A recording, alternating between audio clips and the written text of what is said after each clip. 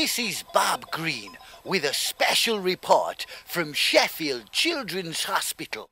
I have heard a rumour that there are doctors clowning around at this very hospital.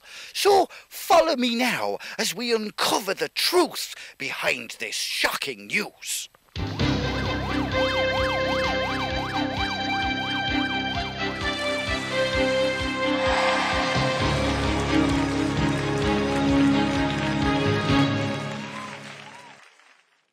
Excuse me, young lady. Can you tell me where I can find these clown doctors? You go down the corridor to the very end, turn left, right down to the very end, red lift to B minus, then you pick up the signs to S1. Oh. Hello. Will anyone let me in? I wonder what's going on.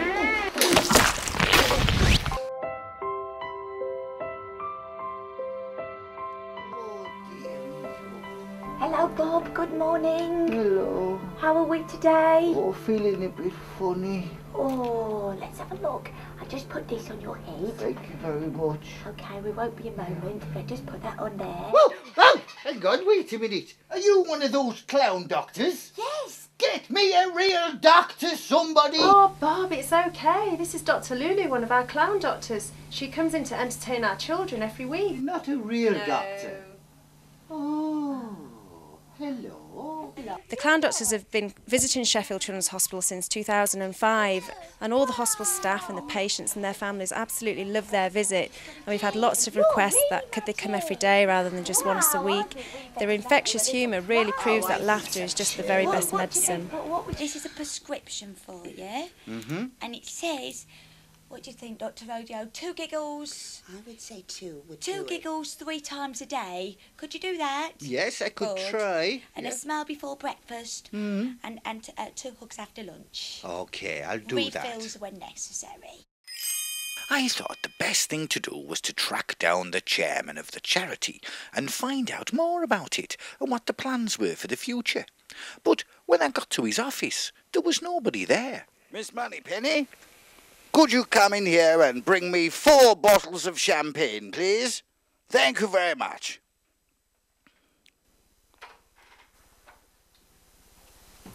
Oh, hello. Can I help you? Oh, hello. I was just having a little sit down. Well, you're sitting in my chair. Oh, and who are you? My name's Paul Firth. I'm the chairman of the charity. Oh, well, that's a coincidence. You're just the chap I was wanting to talk to. Why don't you come and have a seat, Paul? There you go. Just sit over there on the corner of my desk. Now, Paulo, I've just met the clown doctors, and I thought they were absolutely terrific. And I understand that it's all thanks to the charity that they're here. So, how long has this charity been around? The charity's been around for about 30 years. It was formed in the 70s as a charity to support research at the Sheffield Children's Hospital. So, as the chairman, you must oversee the fundraising activities, is that right? It's my job to make sure that the charity is properly run, is efficiently run, gives good value for money in terms of the efficiency of the organisation, and that the monies go to the right causes at the Sheffield Children's Hospital. As the chairman, do you get a big Jaguar car for free and stuff like that? No, I'm very pleased to say that we make sure that all the money that is donated is used for the good of the charity. That's a shame, isn't it? What sort of things were you hoping to do in the next 12 months? I mean, what's the big vision for the future? Well, a number of things we're hoping to achieve. We try and enhance the services that the hospital provides. So we're going to try and raise money for a brand new ambulance that is specifically designed to help children and to get children into the hospital quickly. We're also looking at a patient entertainment system to make sure that the kids, when they're in hospital, when they're recovering, can be kept busy, can be occupied, makes their stay more enjoyable, and also it can be used for education purposes when they're in the hospital. If I wanted to know more about all the things that the charity is doing at the moment, where do you suggest I go next? The person you need to see is David Vernon Edwards, who's just down the corridor in the appeal office. Well, thank you very much for popping into my office for a little chat. It was very nice of you. On your way out, if you see your secretary, I'd love a cup of coffee. Okay. Thanks very much. Well, I found the charity office just as Paul said I would, and a very nice young bear called Theo invited me inside. It turned out that Theo is the charity's mascot, and there was me thinking he was just a receptionist. But it was time to get serious. I had some big questions for Mr. Vernon Edwards. Let's get serious. Now, question on my lips is, why does Sheffield Children's Hospital need a charity appeal?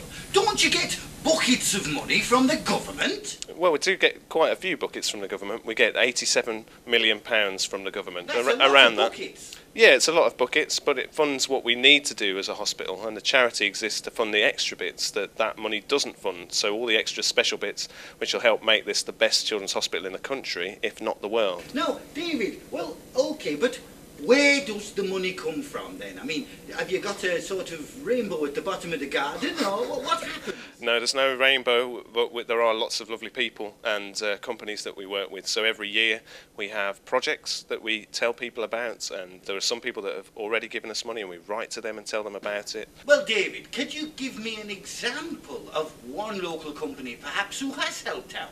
Yeah, Bob. Westfield Health, they're quite local to the hospital, they're a big company, and they recently gave us a large donation towards a theatre that the charity's funded. A theatre? Yeah, a theatre. Oh, I love theatre. Can we go and have a look? Yeah. Oh, excellent, right. I'm inside the theatre of the future. And I'm waiting for the play to start. But it's not like any theatre I've ever seen. I mean, where do the audience sit? Excuse me, could you tell me, what time does the show start, please? Well, it's not a show as such. It's Right. It's an operating theatre where we do operations, not where shows and plays go on. I see. Well, what does that allow you to do? Well, operations are all over the body, but sometimes through keyholes. Oh. Little holes in the tummy, for instance. If the local companies and the charity hadn't raised this money, what would be here in its place? Well, very little.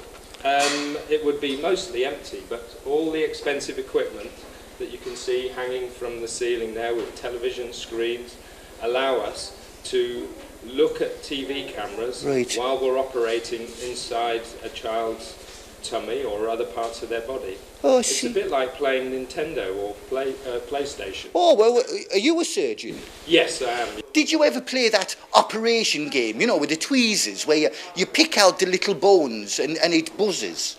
Yes, I did have a go at that. Did you have one of those? I did, yes. The big question is, were you any good at it? No, not very good.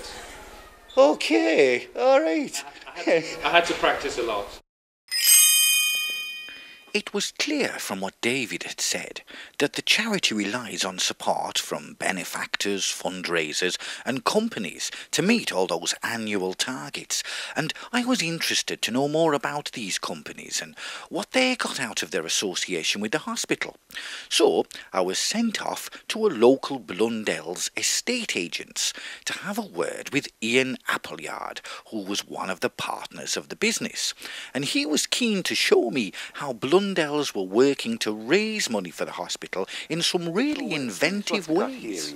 We've got one of our Blundell's new for sale boards with Theo the bear from the Sheffield Children's Hospital charity, because every property that we actually sell, we donate some of our profits towards the charity.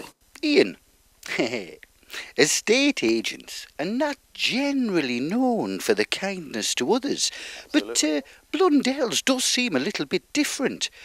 Why is your company supporting the Children's Hospital? Our company is not a nasty estate agent. The reason we're supporting the charity is that we want to put something back into our city. We all have families. You know, as a kid, I used to be down there with broken fingers being mended. I've got 2 children of my own, so it's about putting something that we can all relate to. And it's, you know, business has been good for the last couple of years. So, you know, for the last, well, it's our 3rd year running.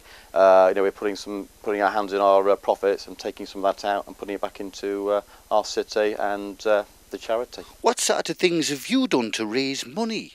I mean, have you just given them little pots of money, or have you run events and that sort of thing? Bit of both. You've already seen the sold sign. Out of every property that we sell in Sheffield, we actually donate a proportion of our profits out of that job to the hospital. And we've also done some very interesting events. We did a skydive where 9 of us jumped out of a plane 2 years ago. Did you jump out of the aeroplane yourself? I did, and I made a big hole in the ground when I landed. So 9 of us did that, and we raised £10,000 for the charity in that year.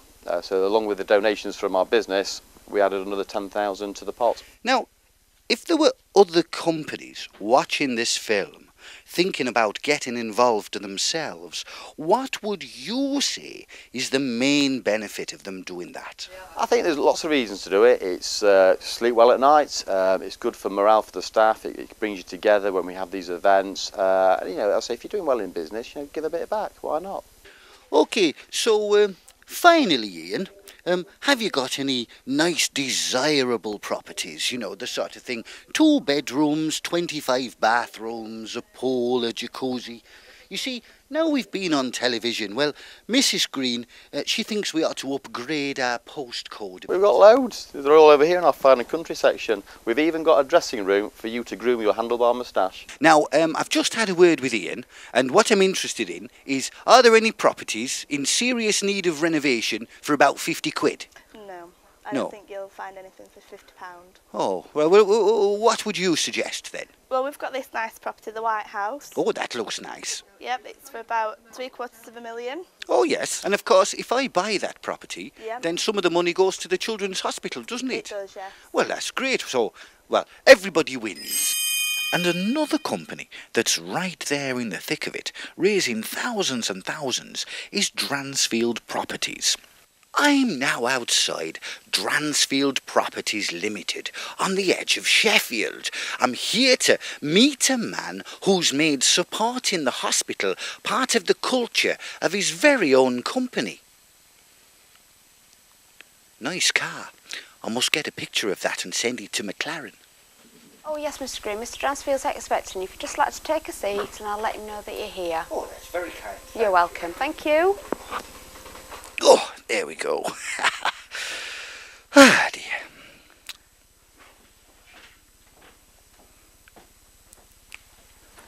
Hello. Hello there. Yes. What are you doing here? Oh, I'm just waiting to see the big property tycoon. You know, Mark Dransfield. Ah, that's interesting. Well, I've heard he's a very nice guy, actually. Really, I've heard he's a bit of a tartar. Oh, have you? Mr. Green, Mr. Dransfield will see you now. You look just like... Hello. Nice to meet you, Mark. Well, it's lovely to come here and have a few words with you. I wanted to ask you, first of all, if you had ever seen the film Local Hero. I've never seen the film Local Hero. Well, I tell you now, it's a film with Burt Lancaster in it, and he plays this multi-tycoon fella, and he goes over to Scotland, and he wants to flatten it, you know what I mean, and build oil rigs all over it. But then, you see, what happens is, when he goes there in person, right, and he actually sees the place, he falls in love with the stars and the beach and all the people and so on. So instead, he builds a bit of an eco-centre. Yes. Right? Now, I think you're a bit like him, you see, because you're a big multi-billion tycoon, but you help all these little poorly children. About 3 years ago, we were involved with a Jimmy's in Leeds, and we came across a little girl who was very poorly, and she had leukemia and based over in Hull. Oh. And from that, we had the idea of doing a Leeds 10k run. We raised money for Jimmy's, and we raised about £60,000.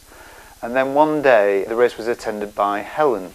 And Helen is in my daughter's school at Ashdale in Sheffield, and we'd found that she'd got leukemia.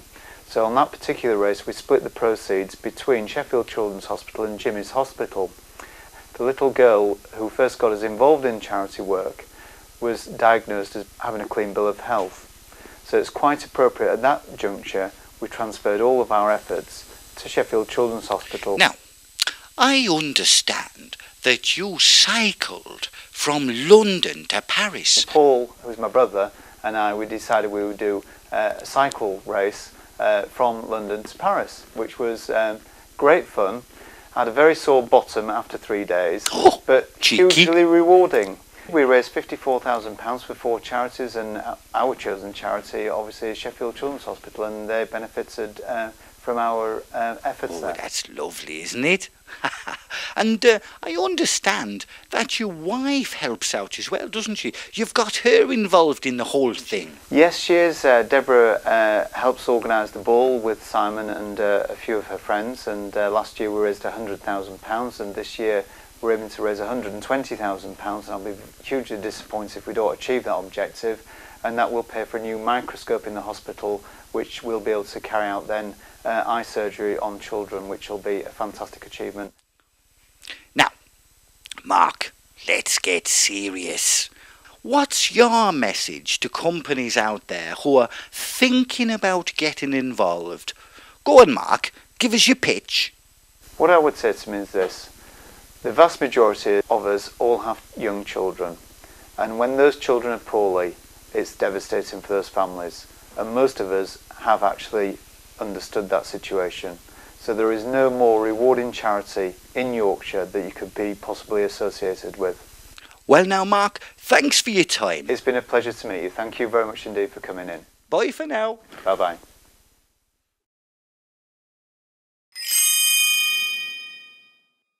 Well, there we go.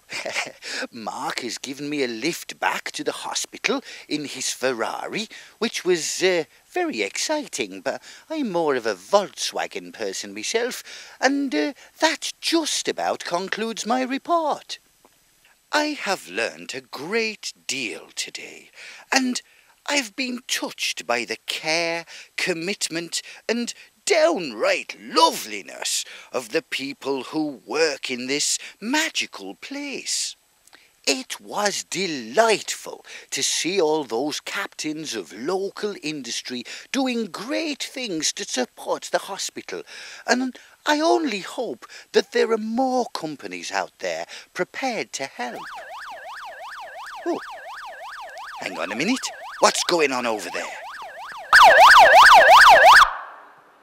What's going on here then? Hello Bob, how are you? I'm just having a look at our intensive care ambulance and checking it's all alright. You're not on your way to an emergency then? No, it's just come back from the garage, so I was having a look at it and checking the lights and sirens and things like that. Oh, which is the button that makes the woo-woo thing go? It's this one. Go on, switch it on. Alright.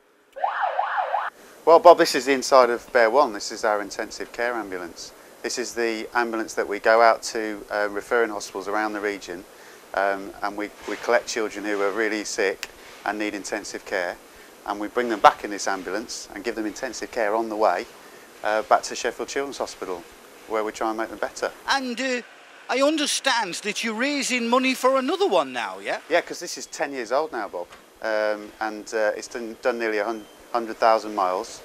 We've moved over 1,000 children in this ambulance, and unfortunately it's a bit tired and we need a new one. Right Bob, so this is the inside of Bear 1, our intensive care ambulance. And you'll see it's a really special vehicle. I normally sit in this seat. I'm the consultant who helps look after the child and provide intensive care. Then I've got an intensive care nurse who sits over there, and an operating department practitioner who works as an intensive care technician and sits in the back seat. And then the child's on a trolley here and is in a good position for me to help look after the patient and do all the intensive care stuff. We've got oxygen, we've got an electrical supply for all our monitors and equipment, and then we've got this cupboard space. We need lots of equipment, and we can place it in these cupboards, and that's really important because we don't want things to be able to fly around if the ambulance has to brake quickly. So we keep everybody safe.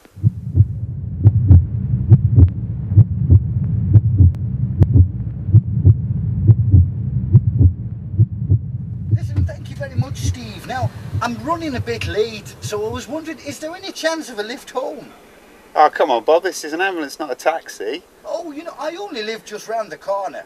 Oh, go on then, because it's you. I'll just drop you around the corner before I go home, all right? Yes, that would be very helpful. Come on then.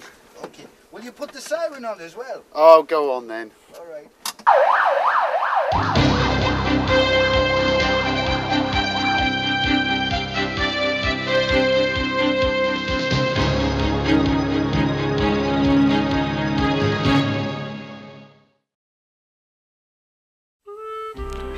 comfy chair, this.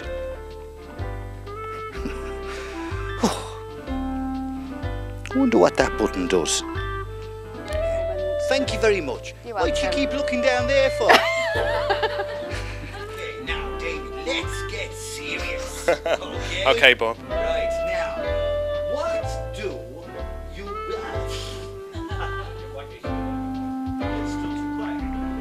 Well, that's it then. So, get your money out, get in touch with the hospital, straight away.